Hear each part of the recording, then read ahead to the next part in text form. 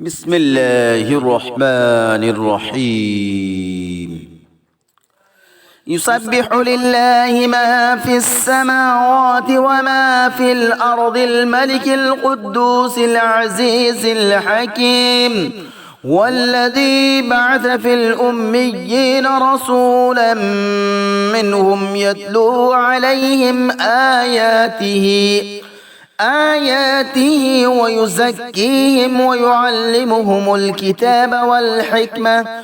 وإن كانوا من قبل لفي ضلال مبين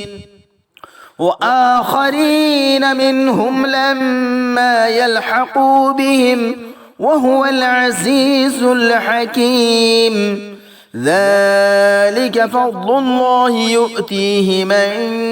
يشاء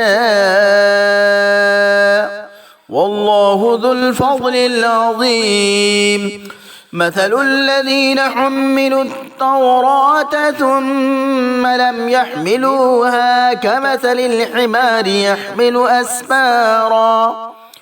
بئس مثل القوم الذين كذبوا بآيات الله والله لا يهدي القوم الظالمين قل يا أيها الذين هادوا إن زعمتم أنكم أولياء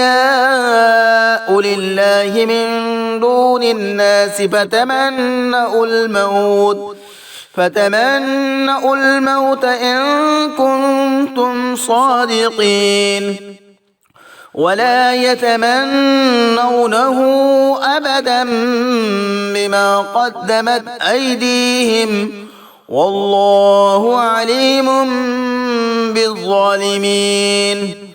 قل إن الموت الذي تفرون منه